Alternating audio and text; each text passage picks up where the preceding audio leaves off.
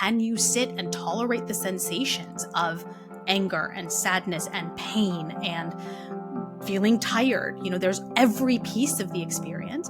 Can you tolerate it without trying to fix it, without trying to make it go away? When you can do that, then I can sit with you and I can go, however sad this is, however angry you are, however happy you are, I don't feel that I have to then come in and shut you down because I've got the capacity for it. Absolutely. You're listening to Lemons Listening Library. Discover the story behind the stories with unique and raw conversations from the people who make your favorite books a reality. Welcome to this episode of Lemons Listening Library. I am Randi Lemons, fantasy author, or RL Rose to those of you in the romance community. Today, I have a guest on that I am really excited to tell you guys about and have her tell you your story, because mamas, women, everyone, men even, you're going to want to listen to this. It's going to be really good. But first, as always, the boring housekeeping. We know. I would like to remind the listeners to head over to our YouTube channel and comment on each episode that you listen to, or give us a review on your chosen platform. We are on all the podcast platforms, so be sure to check us out. It is one of the most helpful and smallest ways that you can support our show that has the biggest impact. I swear, guys, it's awesome. Also, we have a couple advertising spots still available where we will create commercials for you and broadcast them across all of our platforms, as well as give you the commercials to use however you want to. If you guys want more information on that, please email us at lemonslisteninglibrary@gmail.com. We'll get you hooked up on all the information for that. Lastly, go follow us on all of our social media platforms. Again, you can find us on all of them by searching at Lemons Listening Library. Again, we're on all of them. Okay, the moment you guys have been waiting for. I know half of you guys probably already skipped that part in the podcast, so it's all good. Our amazing guest that we have on the show today, will you please introduce yourself, let our listeners know a little bit about you, and then we'll jump into getting to know you a little deeper. Absolutely. Hi, Randi. I'm so glad we're here. And hello, everyone. I'm Parijat Deshpande. I am the author of Pregnancy Brain and Body Language Journal, and book 3 that I'm working on right now that is still untitled. And I'm the founder of Ruval, the only truly trauma-informed company dedicated specifically to improving high-risk pregnancy outcomes and reducing the risk of preterm birth. I'm so excited to be here. Yeah, that is okay. So pregnancy brain is something that obviously most women who have gone through pregnancy, that's something that they've experienced. And high risk pregnancies, that is something that all of us fear. Like if we become pregnant, that is something that whether or not you become high risk, that's always a fear in your mind, because this is such a vulnerable stage for women, right? Yeah, absolutely. Yeah. So what was the decision to write these books? It was personal experience, Brandy. I would never have known that books like both of them, but especially Pregnancy Brain, which was my first one, needed to be written had I not been through it all. I was one of those people where, my husband and I, we knew we were going to need fertility treatment. That was just from the beginning. We were not one of those couples that tried for years and years wondering what was happening because of some health issues that I have. And we went through fertility treatments. We went through multiple losses. I had a very high-risk pregnancy. And that book, Pregnancy Brain, is inspired by my second pregnancy. So the first one ended in a loss. And my second pregnancy was very high risk. I ended up with 8 complications during the duration of the pregnancy, and that pregnancy actually ended extremely preterm. So my son was born at 24 weeks and 5 days. Then we had multiple months in the NICU, and then now we're raising, a micro preemie basically. And it was that experience of going through all of that and realizing that the medical field did not know how to help me. I had an excellent medical team, by the way. If I were to ever do that again, 1,000%, I would handpick each and every one of them over and over again. And the medical system did not know what to do with me. And number 2, the mental health field, which is the original field that I was in, that I was trained in clinical psychology, also had no idea what to do with me. I mean, there were so many times when I was, I was given modified activity restrictions at like week 6 in pregnancy. Oh gosh. And that crumbled my world because I was social and I was busy and I loved my new career and, everything that I was doing, everything had to stop. And I remember being at home when everyone else that I knew was out and about and having all these plans and having this busy social calendar. I'm sitting there by myself, just like learning what binging was.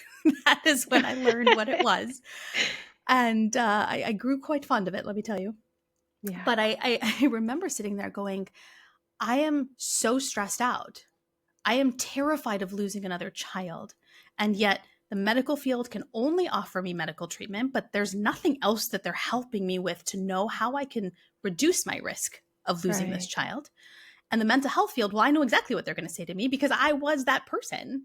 And I saw now as the patient that if I walked into an office and somebody like me was sitting there as the professional, I know what they would say. And as the patient, I finally recognized that's not what I needed.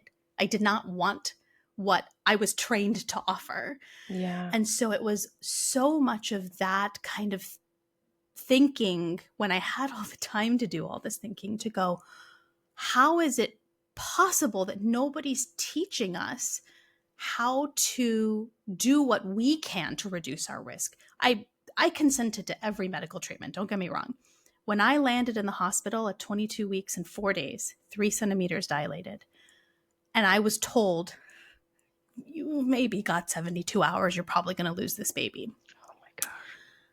I remember just thinking, yes to everything. Give me whatever you've got. Go down to the basements, go to Let's find some duct tape. I don't care. Right? Yeah. I'll say yes to everything. And there was still a part of me that went, that can't be it though. Yeah. There's gotta be more. Not that it's a magic cure by any means, nor is it a replacement for medical care, but there's gotta be something I can do too. Yeah. How is it possible that the only solutions are external to me? Yeah. When it's my body, right? Yeah. And then we saw it happen in real time, where over the course of those days, I was taking all the medications, I was hooked up to IVs, obviously continuous monitoring was happening. And when I was able to do some somatic work, the contraction stopped and you could see it on the monitors. The nurses could see it. The doctors could see it. I could feel it. And when I stopped doing it, mind you, medication was continuous the whole time. When I stopped doing it, those contractions picked right back up. And that's what the seed was that was planted in my head. And by doing the combination of the two, they gave me 72 hours. We were able to extend it to 15 days. I stayed pregnant for 15 days. Still way too early for a baby. I don't wish that on anyone, but it was long enough to give him a chance at life. And that's when I knew I'm quitting my career from before and I'm coming back and I'm helping people fill that gap, answer that very question that so many of us are asking, what can I do? Well, here's something you can do. There's something there. And Pregnancy Brain came about because I was teaching clients how to do it. It was working for everybody. They were all staying pregnant longer than their medical team was telling them was possible. So I went, okay, if I'm going to write this book, I want proof. This is my science brain always going. Right. I want proof. Yeah. This is not just my theory I'm making up. So I went back into the data. I read literature. I read the scientific literature. I went back into all of that information. Turns out there's 70 years of data that shows that if you can support the neuro-endoimmune work, the systems in your body, it has measurable impacts on pregnancy outcomes. And that's how Pregnancy Brain was born. So explain what that is, because that feels like a very scientific word. The neuro, yes, explain that, because that is something I think is very important for people to understand fully what you're talking about. Totally. So by neuro-endoimmune, I mean the nervous system, the endocrine system, which is hormones, and the immune system. The three of them play a really critical role together to impact the health of a pregnancy. Of course, there are other things that are impacting the health of pregnancy too, absolutely. But those three are kind of the core of what is going on that we need to have working together in a beautiful synergy for those three systems working together to help with having a healthy pregnancy. And when either or all of them are affected, it increases the risk of pregnancy complications like preeclampsia, gestational diabetes, preterm labor. And how do they become affected? Well, if you have any kind of immune issues, that can throw it off balance. I kind of picture it like a three-legged stool, right? If any one of them is a different Mm-hmm. length, they're going to Yeah. get off balance, right? So if you have immune issues, if you have endocrine issues, so any kind of underlying hormonal issues, um, if you have any kind of systemic inflammation, this is why things like asthma are considered risk factors for pregnancy outcomes, because you Oh, have wow. that inflammation in the body, right? And those two I think are generally pretty well addressed medically. The one that's missed, which is the work that we do, is the nervous system part. Mm. Now, that phrase is thrown around a lot lately, Yeah. nervous system regulation, and it's completely lost its actual meaning in the world. Right. But what that really means is when your body's threat response is on, and it can be for any reason, including developmental trauma that happened when you were a child, it affects hormone regulation and it affects immune regulation. And so that stool becomes really wobbly. And Yeah. there's a lot of data that shows that when that nervous system is not working in its regulated state, and I don't mean calm state, you can be angry and regulated, and you can be sad and regulated. When it's not working in that regulated state, it's going to affect hormones and it's going to increase inflammation. And that is the 70 years of data that I discovered that I've put into Pregnancy Brain to show you can't just address those two. It's a three-legged stool. Yeah. And that's where the somatic work comes in to help with that. And so in doing that, that third leg that you're talking about, that's heavily involves on the self work that you're putting in on yourself and the awareness that you have on like well, all of it's kind of the awareness of your body, right? What are your hormone states, what are all these things, but the mental side of it, the trauma, the things that you've gone through that are affecting that, a lot of that is you can really only do the work there. It can't be a blood draw to see how much you have going on with your past traumas and things like that. um, does that feel like when you were going through that and realizing that, does that feel isolating, or does it feel like, oh, I can get a community to also support me in this? Yeah, it's a really great question. So in fact, there's no, you're right, there's no blood work to be like, what is the state of my nervous system as it pertains to a threat response? But there are a lot of markers that you can look at, the constellation of which can point to, oh, there's increased inflammation. Oh, there's this kind of hormone regulation in addition to these immune changes that are likely coming from nervous system dysregulation, right? So on one hand, there are answers out there. It's just unfortunately not a lot of medical providers are aware. And so they Yeah. can't put that together. And that's kind of where we come in and paint that picture for our clients. But I think it's not very isolating because it gives you something to do. And the way that I help with my clients is it's not just something you have to do. Here's how your partner, if you have one, can help. And here's how, if you have any living children, here's how the toddlers can step in and help. And here's what you can ask from your doctor. And here, we go through a whole question workflow of how what to ask and how to ask and in what order to ask, so that you get the best medical care that's going to support the work that you're already doing. So yeah, I don't believe in putting that onus on the pregnant person, because that's hard enough as it is. Yeah. This is the goal. How can we get everyone around you to help with that specific goal? Right. And what a way to make it, especially like partners and kids, to make it feel like they're a part of this journey and that they're important, right? And that Yeah, just builds on that connection even more. exactly. And then Exactly. and then being the person who's pregnant and you see all these people around you who are like, "Oh, I'm the one who's affected by this, but in a roundabout way they are too, but they Mhm. care and they're there and they're wanting to help." And that just also Yeah. influences like a safety, security kind of mindset and now space. Yeah, exactly. And then how cool is it that you have these loved ones that are helping you? You're doing this big work for yourself, and then you can feel the impact of it in your own body. I mean, you can actually see when you're taking your blood pressure measurements at home that the numbers are going down. You can actually feel the contraction stopping. You can actually notice that you're sleeping better, right? Yeah. Like there's an immediate kind of feedback loop that I think is so helpful that I know I wished I'd had, and why it's so important, I think, to experience this for yourself, because you're not having to wait 9 months to see did it work. It's Right. within minutes you can kind of see. Gosh, so I honestly feel like the title of this book should not be Pregnancy Brain, because I feel like this would help everyone, like whether you're pregnant or Yeah. not, if you are aware of, these things that affect your health and your sleep quality and everything else. Like, guys, it's time to get pregnant because you need to read this book. I have heard from some male partners who enjoyed it and really took a lot out of it. So don't be fooled by the title.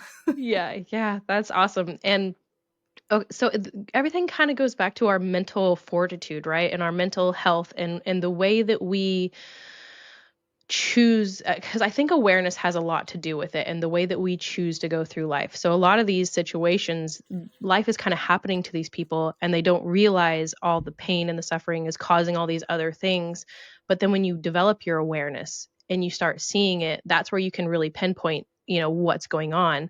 Would you say that triggers is kind of a good thing then? Because doesn't that directly kind of give you a roadmap of where to start? It can. I think it can. I don't think that triggers are the only way in. I think in equally effectively, and maybe even more often, I see the people who come and seek out the support from Ruval, or even these books, is that there's a health issue that they can't Mhm. figure out. And doctors are kind of telling them, well, everything looks fine, everything is normal, blood work looks okay, and it's not getting better. And typically, that tends to be, I would say, the majority of people that come to us are from that camp, Yeah. as opposed to the trigger camp. Because I think when people think of traumatic stress, they typically think of mental health. And Mhm. stress is actually, and this is something we cover in Pregnancy Brain, it's not a mental health issue. It's a whole health issue. And it actually happens outside of conscious awareness, the activation of that threat response. And it affects every single body system. And so I think when people experience those emotional triggers, they tend to think it's a mental health issue, and they tend to go seek help from people like who I used to be, therapists who can, psychotherapists who can help from the mental health side. And usually that ends up not being enough. And you combine Mhm. that with these unknown health issues and you go, something else is up. And that's typically how they find us. That is so interesting. So, and a lot of times with, I feel like mental health, and I know that you're kind of going beyond that, the whole health. I feel like there is definitely levels, right? There's the first little taste, and then the next, and then the next, and then the next. I feel like, mental health, going in and doing that, you're the step above that, essentially, is what you're saying. Once you complete this, Yeah. then come talk to us, because we are the ascended from that. Yeah, I really think that's a really nice way of putting it, because I always think of us as like the end of the line, which sounds and feels really sad. But Yeah, there's I a like step that. above you guys, I'm sure. We just don't know it yet because we haven't got to your level yet. Yeah, no, I love that. Yeah, exactly. So do what you can that's accessible and easy. And then once you identify the gaps there, that's where we are to fill in those gaps. What is your first thing that you start talking to clients about to start moving through this healing, whole body healing process? The very first thing that we do is accepting that it happened. And that, I think, is very difficult, and why I think most of the time we spend our first steps there is because the world has tried to convince you, hey, you're fine now. Hey, baby's okay now. Hey, okay, sure, you lost the baby, but at least you can get pregnant. Like, there's so much minimizing that Yeah. happens.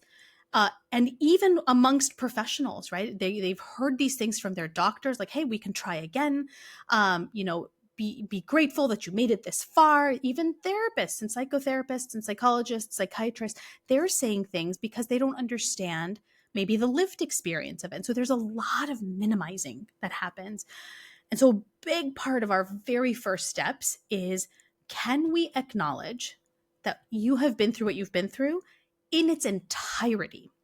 And I think that it's important to start there because we're so used to then minimizing our own experiences. Sure, the grief is there. Sure, that fear is there. But we've learned to squash it a bit. We've learned to kind of put it in a tiny container and say, okay, stay in there because that's all everybody can tolerate. And what I ask of them is, can we build the somatic capacity so that you can feel actually how big it is? Because if you can't feel how big it is and in what ways and how it's affecting your body, we're just going to be kind of tiptoeing around it. We're not going to actually be able to support your whole health. And you're still going to have some of these symptoms, and the blood work is still going to look a certain way. Can we really, really sit with and feel the enormity of what just happened? And I find that in doing that, it's very difficult to do, but it's simple. And in doing that, I find that almost every client experiences a massive sense of relief. Like, oh, I don't have to pretend anymore. And now in doing that, it's not just an emotional experience. It's you can actually now see, oh, I get now why I developed XYZ chronic illness. I get now why my blood pressure has been so high. I get now why I've had insomnia for 4 years since my child was in the NICU, right? It all starts to make sense. And I think when that happens, it's like a domino effect that when it starts to make sense, suddenly you're not feeling so helpless anymore.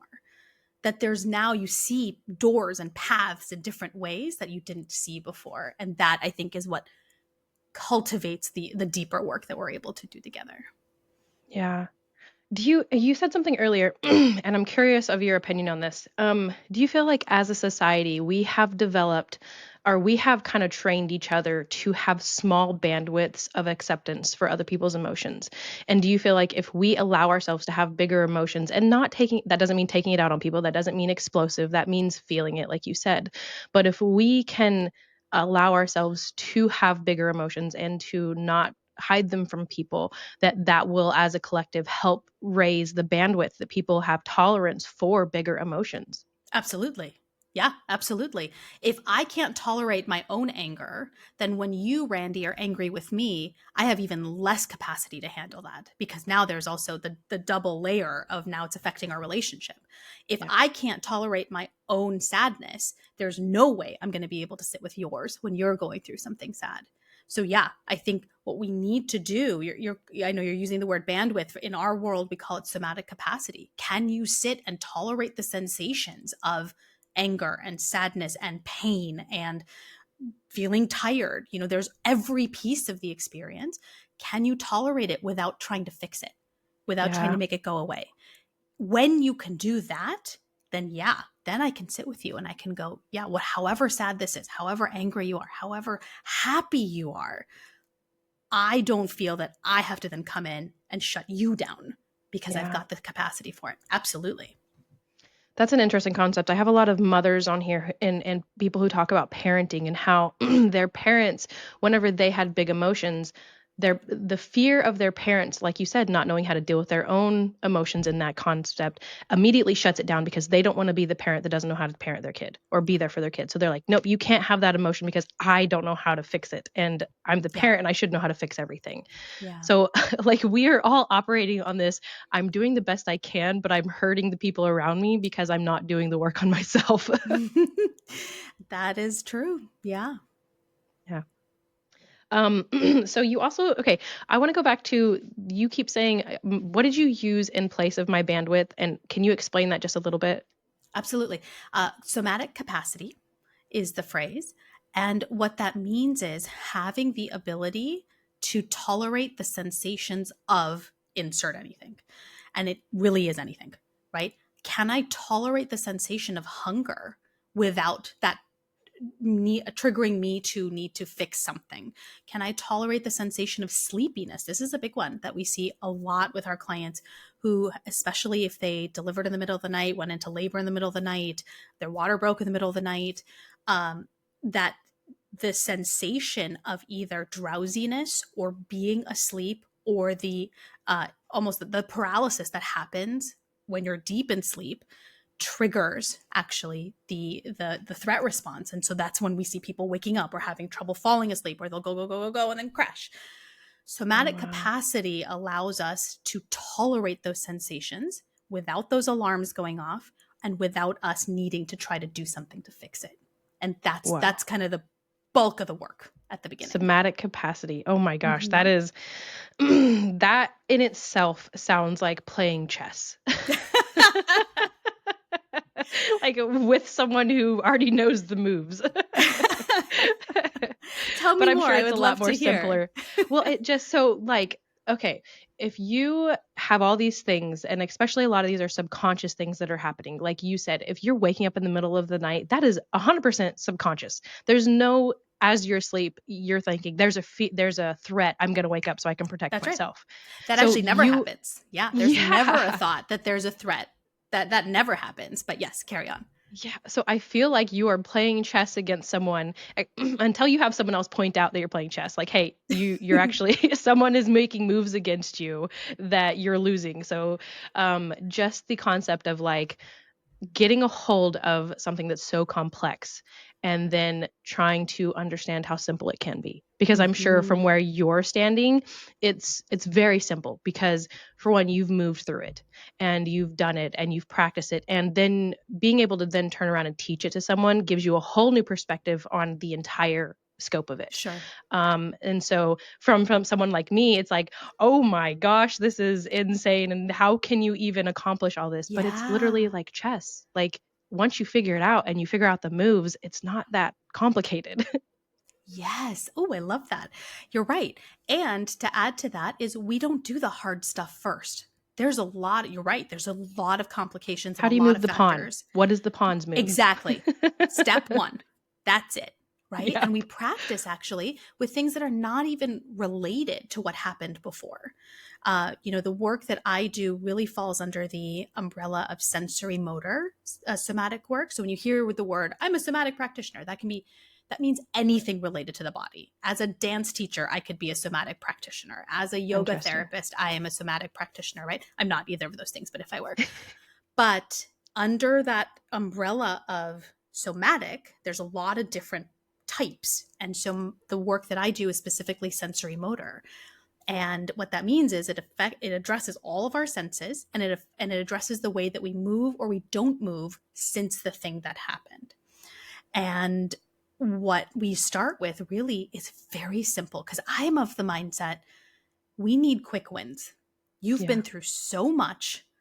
I don't want you to wait to have to start to feel better, because like I said, by the time people come and work with us, they have tried a million different things and it hasn't worked, or it hasn't worked enough. And so I'm of the mindset, let's get you quick wins. And so I find that working with the senses is the easiest. And so even if, say, a client is experiencing the wake ups in the middle of the night because of the somatic memories of whatever had happened in deep sleep before, we don't jump in there. That'll never work, right? That's like, with your analogy, right? That's like a newly set up chessboard going, okay, how are you going to checkmate? Well, I don't know. I have no idea how to. What move are you going to make first? Exactly. It's step one, pawns first, one step. I mean, I'm not terrible at chess, so I have no idea what I even do in that situation. I'm not great at it either. I don't know why I pulled that analogy out. It's just what made sense in my mind. I know. Chess people are going to get on here and be like, this is horrible. That's not how it works. There's not even pawns on the board. Right. Oh, yeah. No, I love that I love whenever people can understand something so complex, but then explain it in a way where someone in the beginning really understands without getting frustrated of like, we are at the very beginning and it doesn't make sense and we don't understand. And I think that goes a lot to say towards your somatic capacity, because like you said before, you can see that I'm confused. You can see that I don't understand, but you do. And so you don't have to get upset. You don't have to get frustrated because I don't understand. Mm-hmm. Exactly.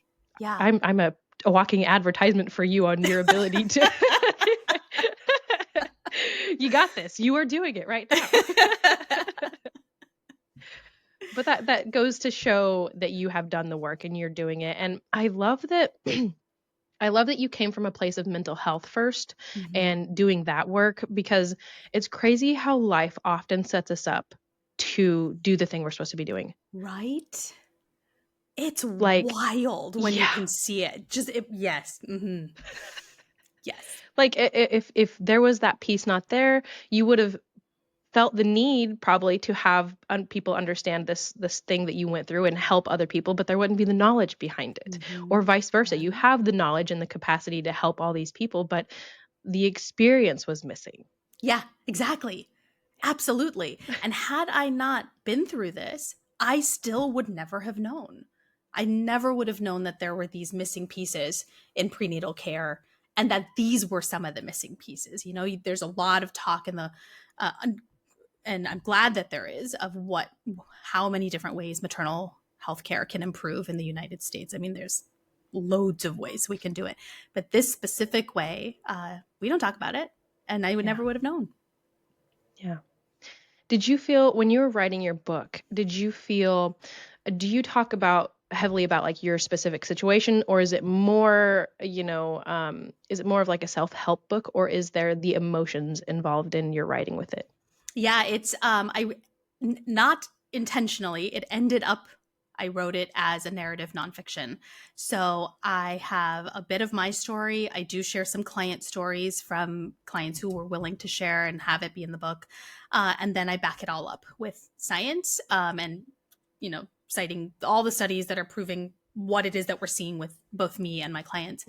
But I wrote it intentionally for me, who was on hospital bed rest, on magnesium, couldn't focus, didn't have the ability to read anything heavy or hard, and yet still had questions that wanted to be answered. So I wrote it intentionally as a very, very easy read, which, let me tell you, was hard to do because Right. You're like, I my need to turn off my science. scientific brain. Yes.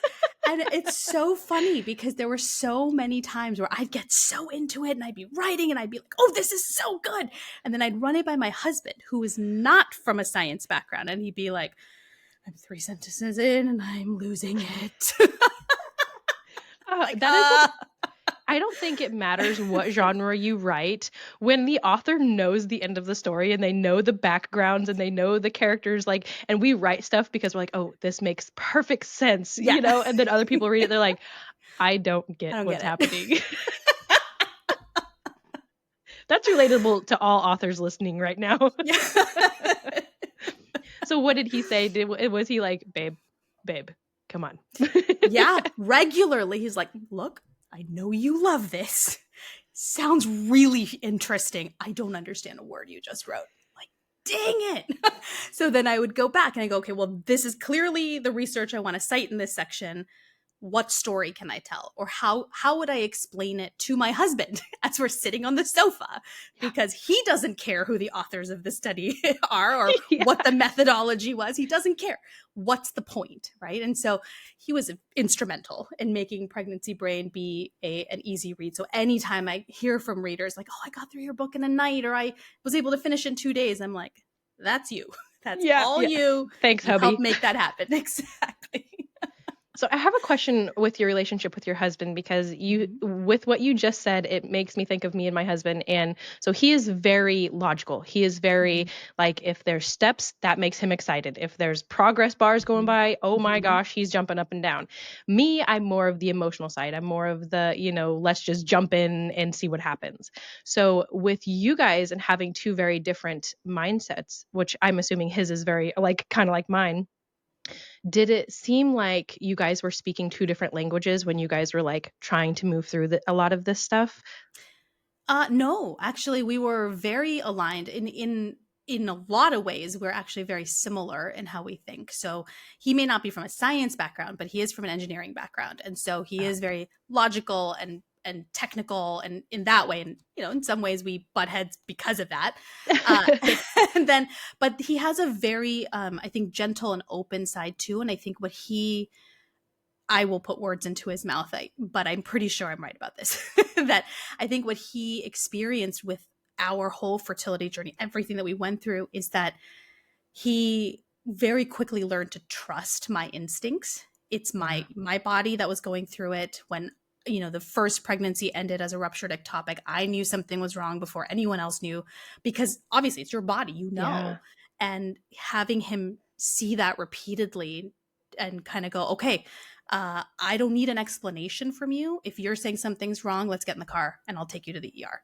And I think between those two, then it made it a lot easier for us to navigate my second pregnancy, because we were faced with a lot of very difficult questions and decisions throughout my short pregnancy. And we were able to talk about it both logically and also emotionally, and kind of find that ground where we're both like, okay, let's jump. Let's Yeah. go together. That's kind of how it felt. So it was pretty amazing. That's awesome. Yeah, the alignment and the ability to, even though you're on different trains with the way that you see things, as long as you guys are going in the same direction and you guys are moving together, I think that's important, and that's something that if you're gonna have a partner that you want to spend the rest of your life with, you don't have to be the same. You don't have to have everything the same, but as long as you're aligned with like the big stuff, it's gonna work out. Exactly. Yeah. Exactly. Yep. Um, what did you when you guys were going through this? Obviously mom is very, very important in making sure she's okay and she's, very good. But what did it look like for your husband? And as far as, did he check in with himself? Did he do these things to help grow his capacity for big emotions and that sort of thing as well? With him being the support system kind of for you.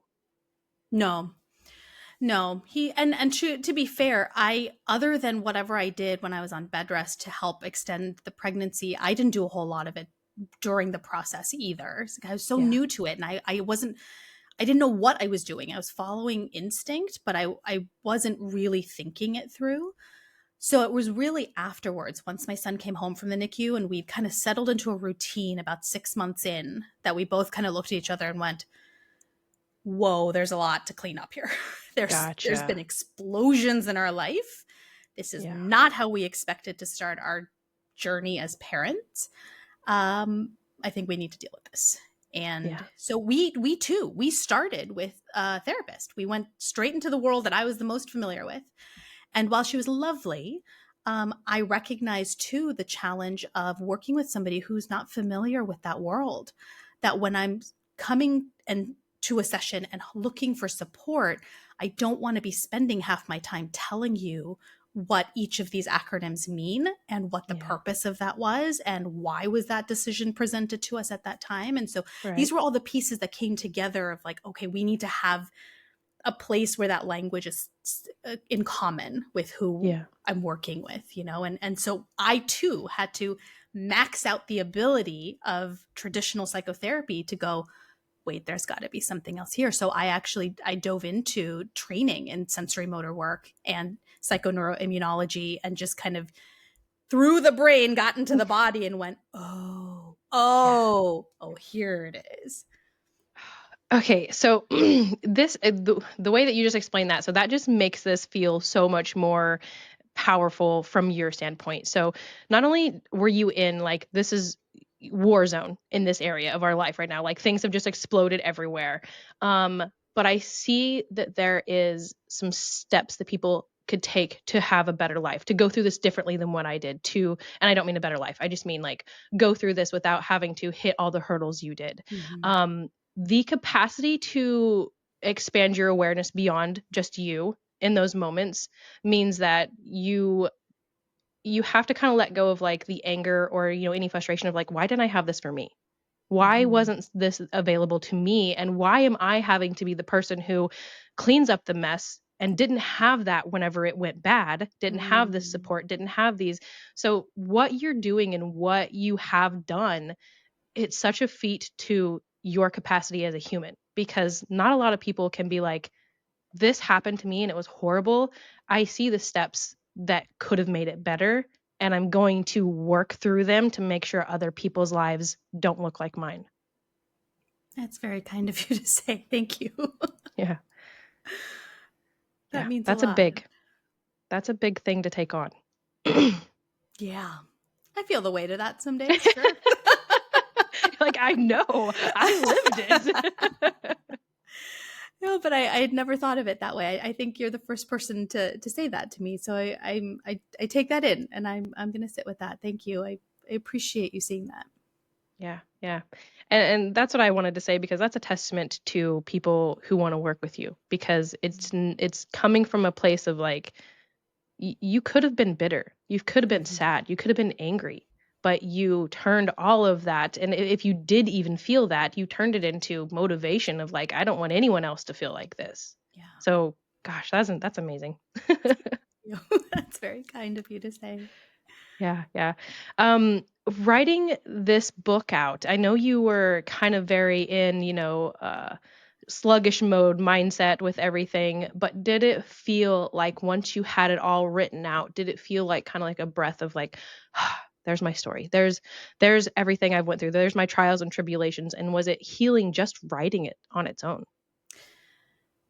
Do you know, actually, I think it might have been the decision to write it that might have been the most healing. So I didn't write it for several years after everything had happened, partly because, for anyone who's listening who has a medically complex child after the NICU, it's over.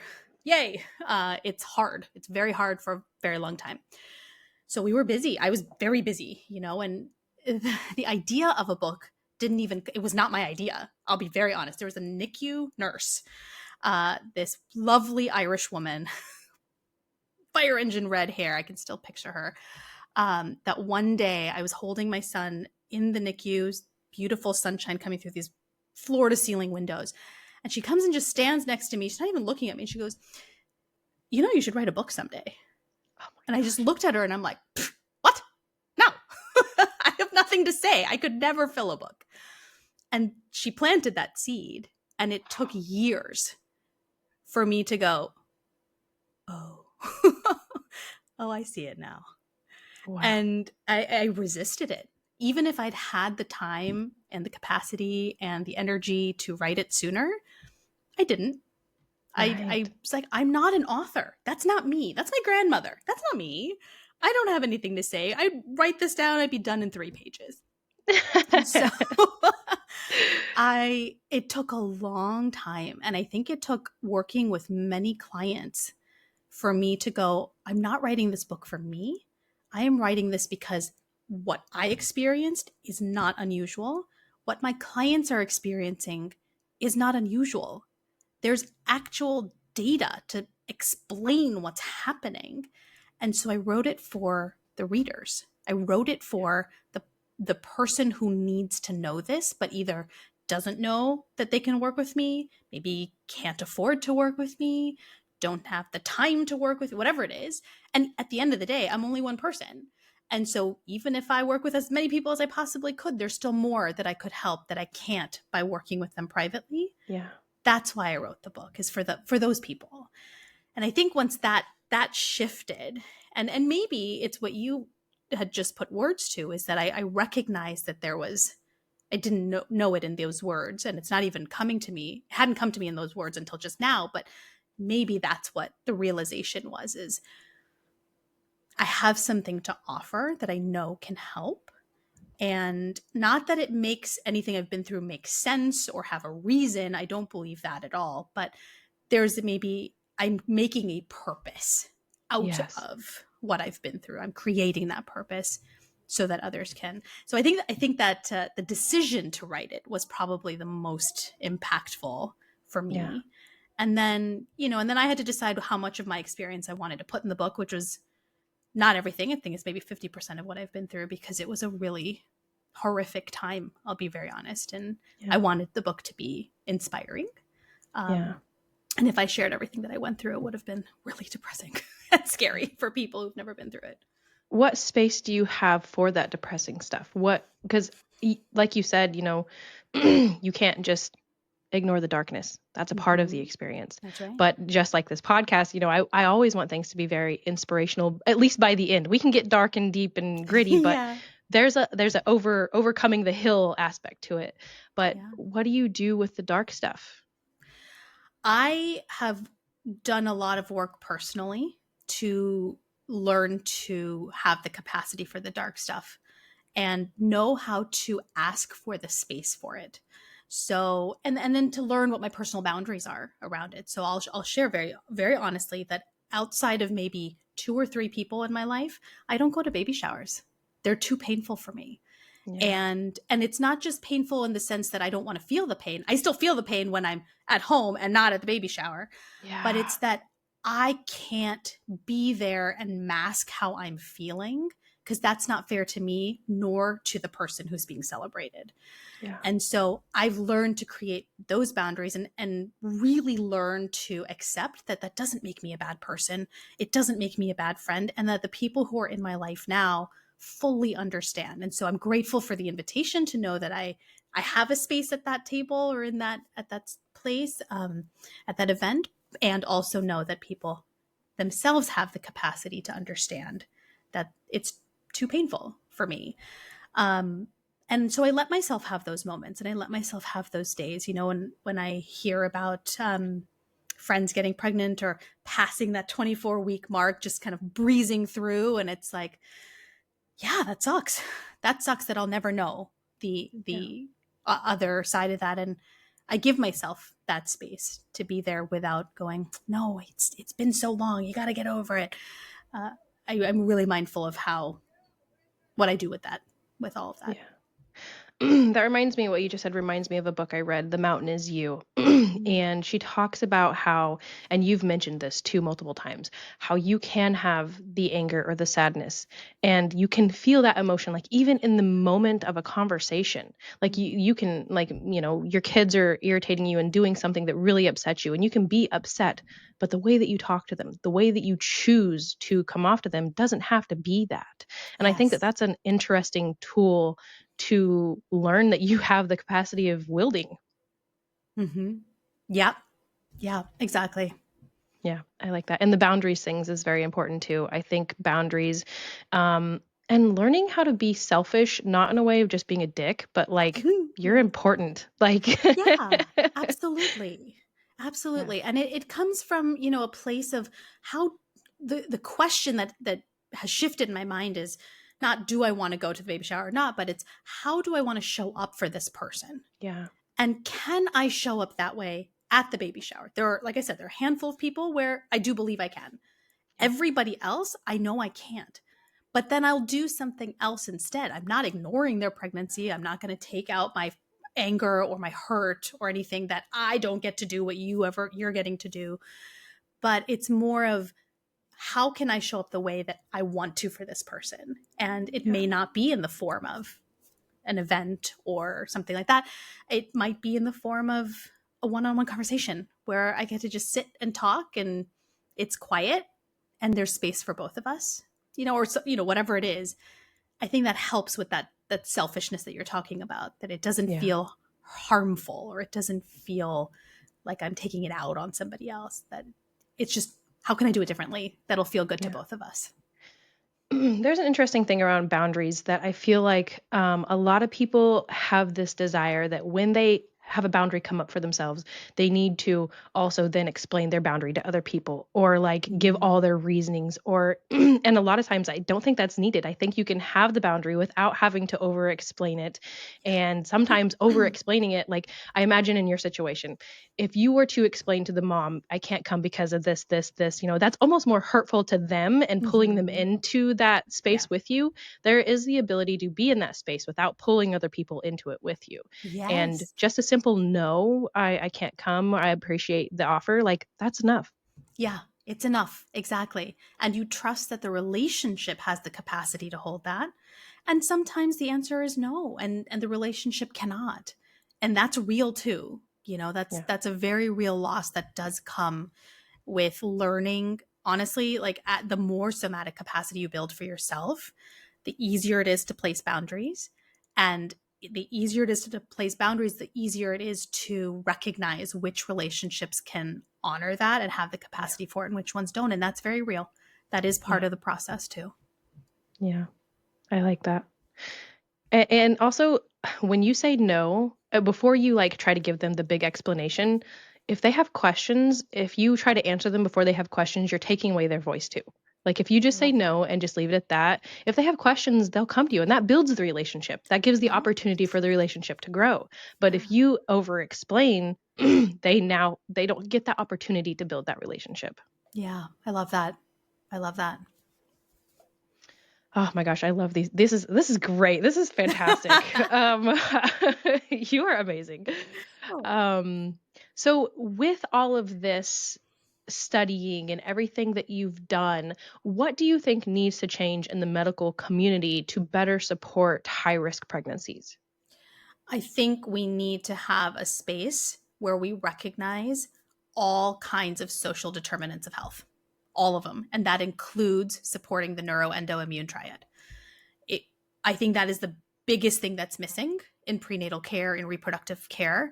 We cannot keep just relying on medical explanations and medical care only, because not everybody can access them. Not everybody has the financial ability to access them. And where the world is going, they may not always be available, right? Those are real impacts to, and I'm not saying that, if you eat healthier or if you support your neuroendoimmune health, that suddenly you'll overcome infertility. As somebody who could never have gotten pregnant without IVF, that is not what I'm saying. But I'm Yeah. saying we need to stop looking at a puzzle with, like a 100-piece puzzle, thinking 50 pieces are enough. Yeah. We need to incorporate all 100 pieces, and that doesn't mean that we put the pressure on the medical field, right? The healthcare professionals are so burned out and overloaded as it is. I think we need a more community effort to Yeah. help and support people who are trying to get pregnant, who are raising children, who are recovering from loss, who have babies in the NICU. I think we just need to pull more of our specialists together and Yeah. be able to support kind of the whole person and the whole family. It's interesting that you just said that, because my mind immediately wanted to say we need to get back to community. But when you think about it, before, especially in that sense, you do not come into a midwife space. Like someone else, that was her space. That was not something other people were allowed into. That was not a community feel. So I immediately wanted to say we need to get back to community, but I don't think we ever had it in Mm-hmm. that sense. I think we need to start working towards that, to where it's something, because even doctors, they will turn their nose up at more holistic approaches to things. And I don't think we've ever had community within the aspect of the whole health. Mm-hmm. um so yeah, that's interesting that I immediately realized that's not accurate. We need to create community. Yeah. Yeah, exactly. In Western medicine, I don't think in history it has ever happened effectively enough. I think in Eastern modalities, it's much better blend, though I would argue that there too, we could do a better job. But yeah, here in the Western medical field, I think it would be something we would start from scratch. Yeah. Wow. Gosh. It's okay though. We got to start somewhere. Like I know Mm-hmm. that feels like heavy, and I'm sure a lot of people listening are like, "Oh my Yeah. gosh, where do I start? 100 pieces? I'm only one person." But it's not Yeah. all on you guys. That's the point. Exactly. It's Yeah. not just on you. That's right. Yeah. Yeah. I think the awareness, I think it all comes back to that first step of awareness. Like there's a problem, let's all be aware of it. And now how do we start pulling in other people who hold their pieces, right? I think that's That's maybe a right. better way to talk about it. Is it's not a puzzle piece you have to put together yourself, but find the people who hold the other puzzle pieces. Mm-hmm. Exactly. That's Yeah, exactly it. Yep. I love that. That is fantastic. What are some of the most rewarding moments that you have had since publishing your book and sharing it with other people? Oh gosh, I think my favorite. So from Pregnancy Brain, my favorite has been when I get messages from people who tell me how something has changed for them. I get regular messages from people saying, my blood pressure is finally normal. I've had people message saying, I finally have hope that I can have another child. I never had that hope. Messages from people saying, I never knew how to talk to my doctor until I read this. And now suddenly, like, they're listening to me. And because I know how to talk. So just like things that have changed that they take and they go, I love that so much. I've gotten the most amazing clients after they've read Pregnancy Brain. That's been amazing. And I think the body language journal is just kind of the effect of that, is giving people the, when they hear all of this and they go, okay, great, I want to try this sensory stuff that you're talking about. How do I start? Yeah. That's that. And then I love getting messages going, I didn't realize how simple it was. I Yeah. didn't realize that I can actually do this. And that chills. I love that so much. I love it so much. That's fantastic hearing about. Oh my gosh. And it's crazy how, especially from your point of view, like I imagine, it seems so it seems so obvious. It seems not obvious, but it seems so much easier than someone who's coming from the outside of like hearing this conversation. That seems so scary. That seems like so much work. That seems like Yes. am I going to even understand? Hmm. But then hearing the people who go through it and realize how simple it is. What an achievement to testament to hubby too. And you guys working this together on this to make it to where it can literally change anyone's lives without them having to be experts in these fields. Yeah. Yeah. It's so cool to see that. So thank you. Yeah. Do you take on clients that are not just in the pregnancy field? I imagine you're and obviously having a niche and having, your area of expertise is fantastic, but I feel like you are just so valuable. You could be so valuable to anyone. Oh, thank you. That's so kind. I have every so often. Sometimes there are people who, it really started with people who were done trying to conceive and then they found my work, or they found Ruval afterwards, and they're like, oh, I'm dealing with all this stuff now because of the birth trauma or the medical trauma I'd been through before. So yeah, every so often I will work with people who are not trying to conceive or pregnant. The goal is to actually take everything that I've done with clients and turn it all into smaller courses for people to Mm. access. And then, out of the courses will come various books that can, be even easier entry points for some people for an introduction to a new approach. So we're building it out slowly. Yeah. So essentially, you just need to get a team of people you train and then they train, and then it just becomes this like trickle down effect of like Yeah. you're just helping so many people now because you can only personally help so many people. Yeah, But if you absolutely. train more people, just yeah. I would love that.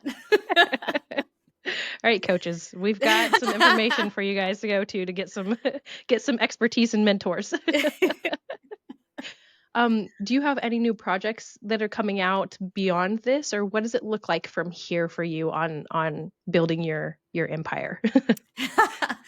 Yeah, kind of. There's two tracks. So we're working on pivoting to working with healthcare leaders, and both physical and mental health care leaders, leaders in corporations who have employees that are going through reproductive challenges, to help really make sure that the companies that they're working at, the benefits that they have for their employees, all include high risk pregnancy and NICU parenting, which most do not, and or they don't adequately support.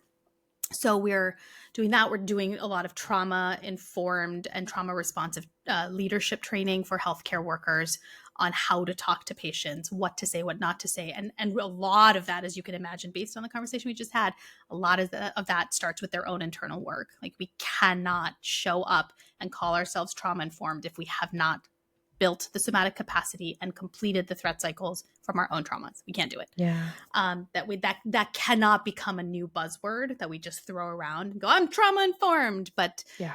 not having done our own work. So we're building that right now. Are you trauma applied? Yeah, right. Exactly. I love that.